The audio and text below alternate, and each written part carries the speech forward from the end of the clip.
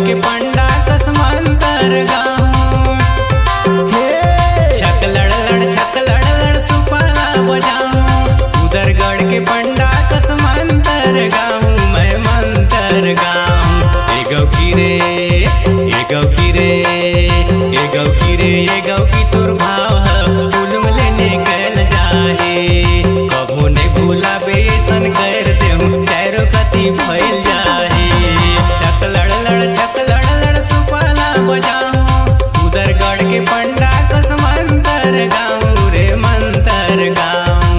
ये गौ की रे, ये गौ की तोर भाव पुलुम लेने कल जाहे। बड़े बड़े भूत लाला देख देऊं, माया तोला हो जाहे।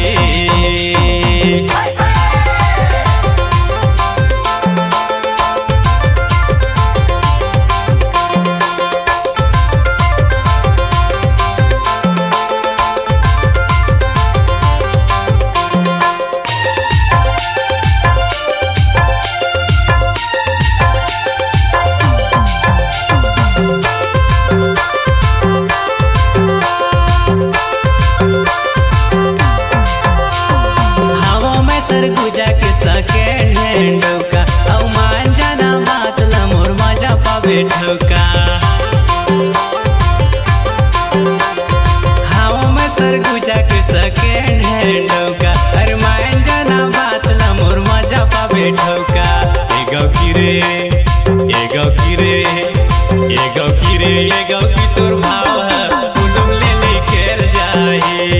कोई नहीं भूला बेसन कर देऊं, चारों कति फैल जाए। ये गौ की रे, ये गौ की तोर भाव पुलुम लेने कर जाए।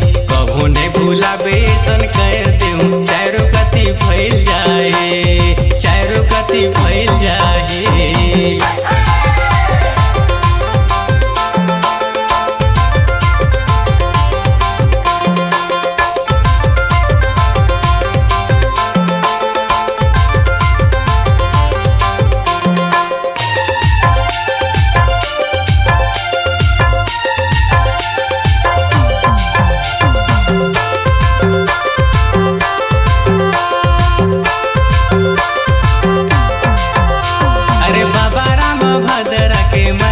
गोचेला औ मार के मंतर लपटाए ले हूँ तोला।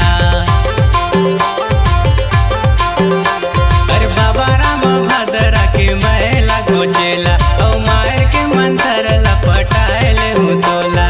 ये गौ की रे, ये गौ की रे, ये गौ की रे, ये गौ की तोर भाव पुलुम लेने कर जाहे।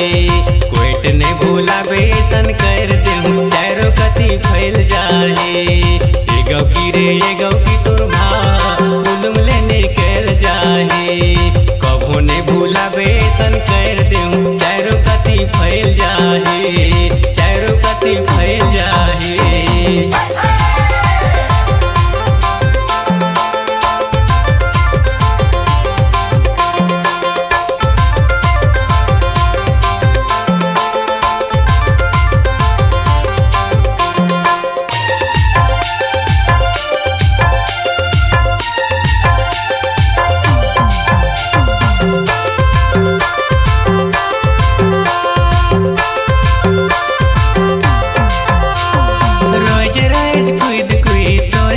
भले तोर चक्कर में बर्बाद हो जाऊं।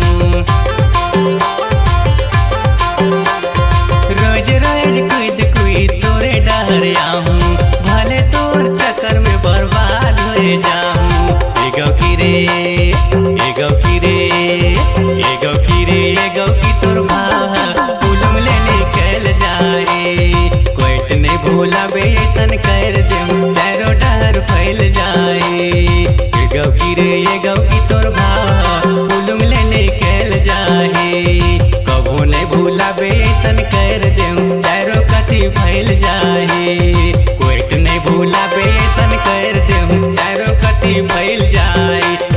छक लड़ लड़ सुपाला बजाऊं, सुन तो उदरगढ़ के पंडा कसमंतर गाऊं रे मंतर गाऊं। ये गौ की रे, ये गौ की तोर भाव पुलुम लेने कल जाए। कोई नहीं जाही। बड़े बड़े भूत लाला देख देहूँ माया तोला है जाही। कबो नहीं भूला बेसन कर देहूँ पैरों कति फैल जाही। बड़े बड़े भूत लाला देख देहूँ माया तोला है जाही। कबो नहीं भूला बेसन